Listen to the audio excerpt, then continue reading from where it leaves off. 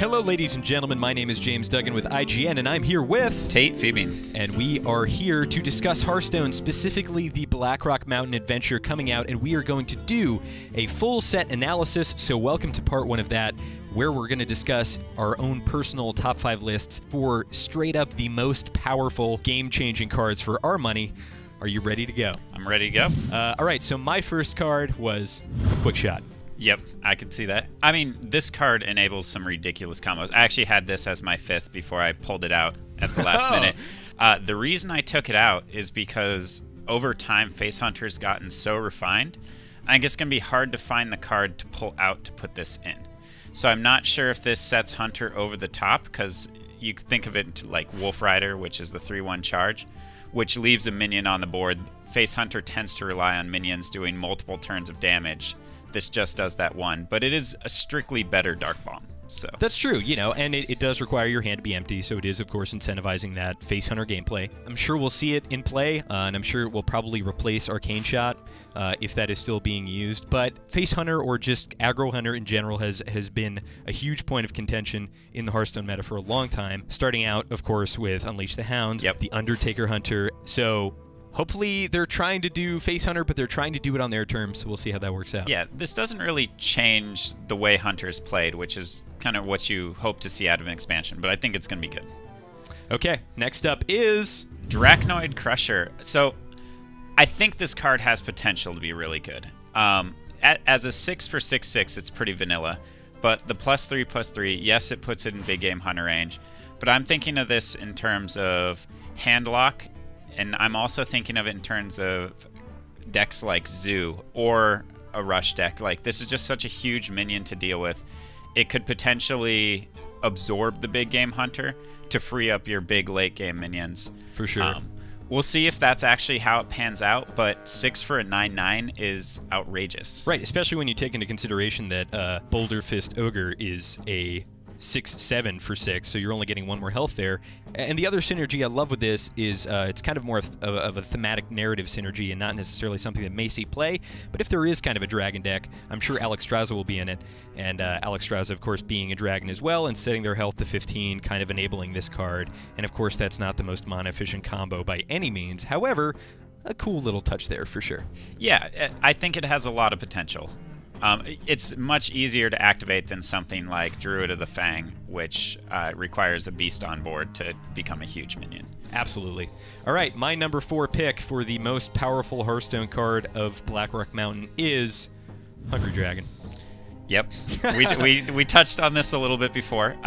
So initially when this card first came out, I ran over to your side of the office and I said, "Did you see Hungry Dragon?" And you were like, "Oh my god." So I guess we were both at a consensus that this card was powerful, especially because summoning a 1-cost minion for your opponent isn't always a bad thing, especially when you take into consideration kind of the Blackrock Mountain theme of this card costs 1 less if minions have died this turn, so you can ram one of your minions into that one, or you can use something like Mind Control Tech to make it your own. So I guess what has changed since I initially spoke to you in your opinion about this card, and I guess what do you foresee the downfall of a card like this being? So I think it's really good. A 5/6 for 4 is ridiculous pretty much in any state, but with the prevalence of aggro and aggro being so popular, giving your opponent 1 extra minion to essentially attack you with the next turn. I'm thinking when you're facing that Face Hunter and you're at 18 health on turn 4, you put this out, it doesn't stop them from attacking, it doesn't prevent, it potentially gives them an extra minion to attack with. They can just bypass it. It only trades with 1 of the minions on their board. So I can see aggro being the thing that keeps a card like this in check, and I'm not sure there's enough tools that were introduced to slow down aggro. But I suppose, what about this card being used in an aggro deck? I mean, it is a 4-cost, and then it's a 5/6. You're getting huge board presence for that. You're summoning a 1-cost minion for your opponent, which, in a worst-case scenario, is something like Flame Imp. But even then, if you're an aggro deck, then you probably have their board, hopefully, clear of all the taunt minions. So summoning a 1-cost for them, not that big a deal, especially when, like, turn 3 with a coin, you play a 5/6. That seems pretty good to me. Yeah, I think it's going to be a card that's going to... It could define the meta. Right.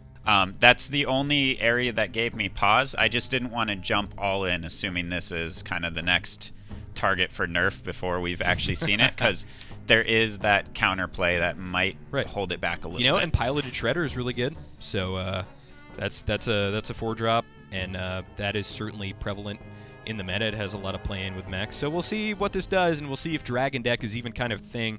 I have my reservations about whether or not it'll actually kind of come to fruition the way I think Blizzard wants it to, design-wise. But anyway, Tate's number 4 pick is...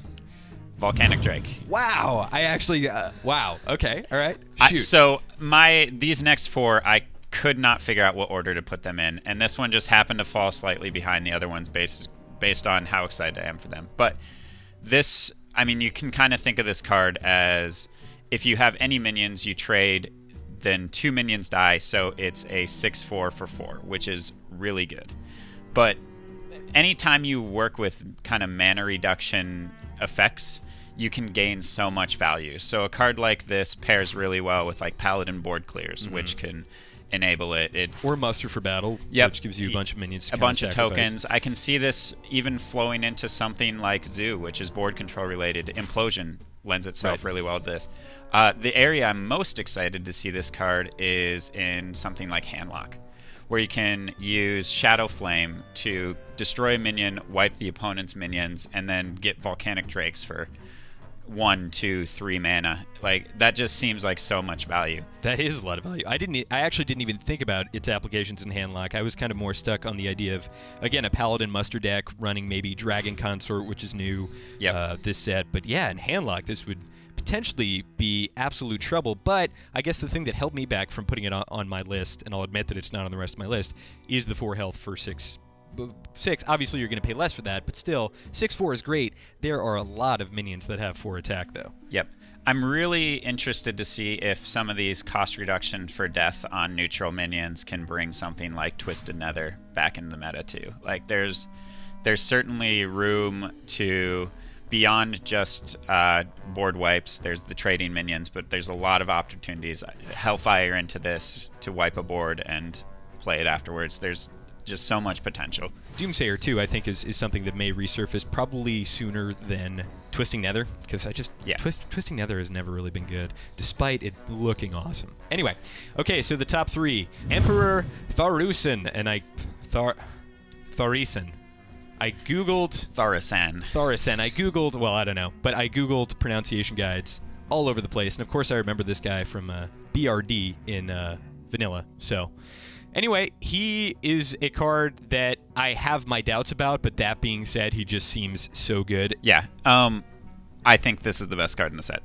Is okay. Well, so, I don't want to say anymore because I want to see what your number 1 pick is. So maybe it will be this one. I mean, we might as well go through it right now. Okay. The reasons this card is ridiculous. Every card you have in your hand represents a reduction in mana that you've saved. So if you have 4 cards in your hand, you can think of this as 2 mana for a 5/5. Because of that mana you're saving for later turns.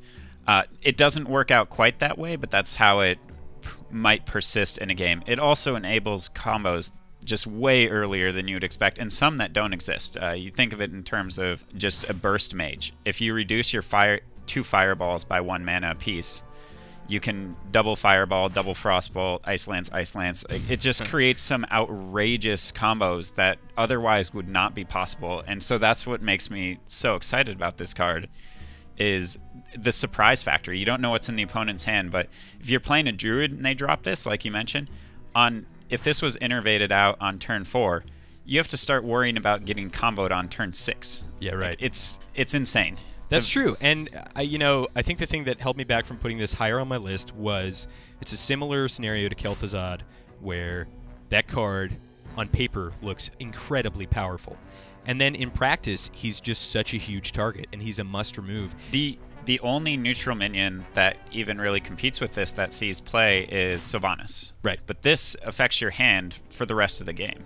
Right, so, or at least for the rest of... at least those cards that you have, as long as you have them. Right, but I kind of want to save the rest of this discussion for when we will probably get back to it on your list. Sure. Okay, all right. So your number 3 pick.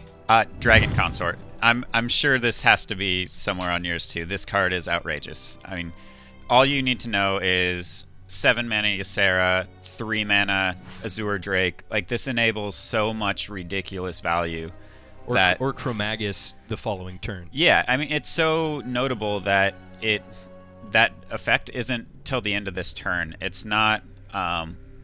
I'm trying to think. I'm blanking on the other card that reduces the cost for that turn. Yeah, I know exactly what you're talking about, and I will pull it up on the screen right now, but we should point out that that card only does it for this turn, as where this persists throughout your turn, and even if you haven't drawn the card yet, it's still going to give you the effect. So that there's an innate value in there. This is the card that if there's a class that's going to do the dragons, it's got to be Paladin. Like, this card enables dragons in such a meaningful way. And we haven't even talked about the fact that it's a 5/5 body for 5, which is nothing to scoff at. Yeah, right. It's a little bit above curve for class cards, but that being said, it's pretty much on curve with the neutral pool. And it's fantastic. I mean, it's really good. It gives you fantastic board presence on turn 4 with a coin or turn 5. And then that effect, obviously, you're only going to be using this card if you have synergies with it in your deck. So that effect, you're going to get some value out of that too, yeah, for sure. Absolutely. Okay, top 2. My pick for the number 2 spot for most powerful card in Blackrock Mountain goes to Chromaggus. Oh, interesting.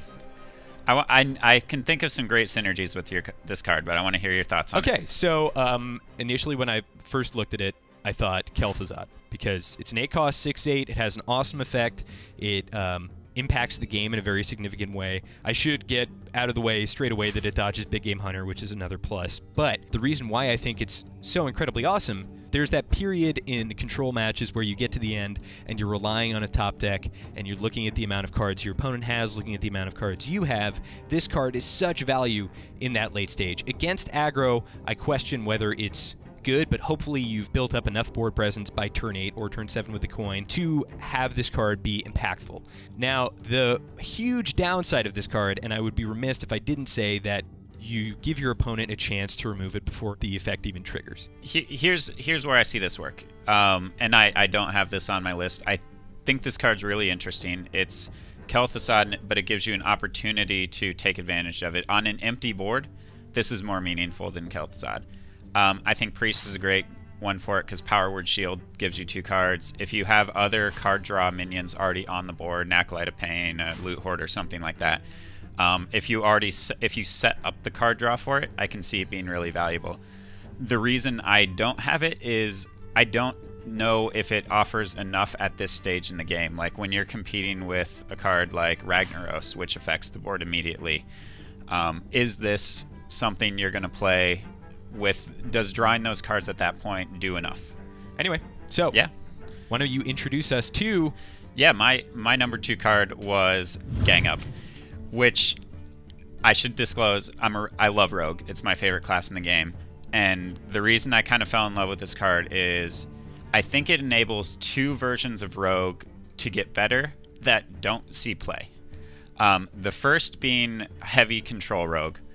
And it's worth noting that you can choose an opponent's minion. So you can, like, I just love the options this card brings. Like, there's so many creative ways to use it. Like, the obvious one is they play something huge, so you use Gang Up on it, you get 3 copies of Ragnaros. Yeah, so it should be stated before we move further, this isn't just your own minions. You can target enemy minions with it, shuffle those into your deck. Yeah, you get 3 copies of Tyrion, something like that. That stuff's really cool. But there's little things, like adding 3 more piloted shredders to your deck has so much value.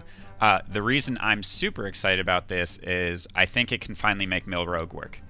You use this, add potentially between 2 Gang Ups, 6 Cold Light Oracles to your deck, and then those draw 2 cards. So when you shuffle those minions into your deck, you actually are getting to them fast as well. And then Rogue also has Sprint, which if you're shuffling cards that you need into your deck, you have a way to dig them out.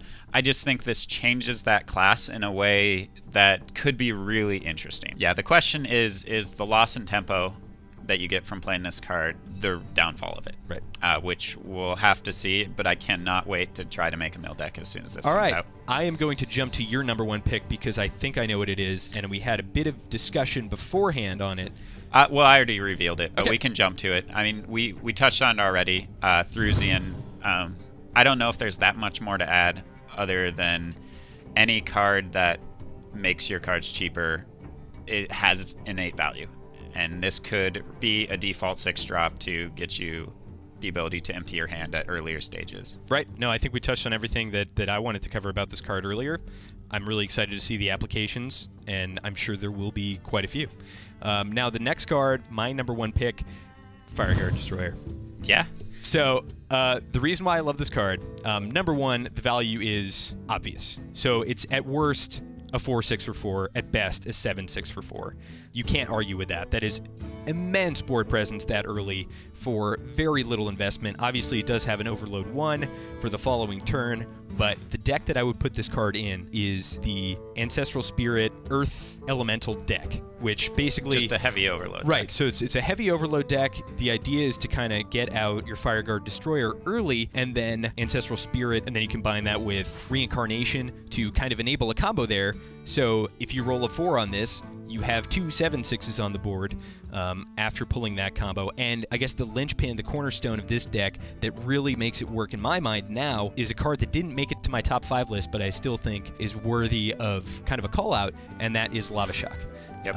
And so I learned something about Lava Shock last night when I was doing research that I did not know. And I guess the first question I asked you when we were talking about Lava Shock when it was first released was, does this unlock the mana that I have on this turn, or does it do it for the next turn? And it's all Turns out it does crystals. it for both. Right. So much value. Yeah, huge value, especially with a heavy Overload deck. And I don't think any deck uses Overload to its maximum potential the way that the Earth Elemental and now hopefully Fireguard Destroyer Ancestral Spirit deck does. I think this is a great card. I mean, what's important to note is it doesn't affect your turn 6, which is kind of the linchpin of Shaman. Like Earth Elemental, which overloads you for turn 6, which ruins Fire Elemental. Yeah, Fire Elemental, which is so important. Which is the card for Shaman. This fits that curve really well. If you play it on turn 4, you're overloaded for turn 5. So you look at the Shaman curve, if something like coin out Feral Spirits on turn 2, you have a worthless turn 3. You get this on turn 4. I mean, it fits really well with a lot of the overload mechanics as far as its pacing. I think this card's going to win and lose games based on that battle cry roll.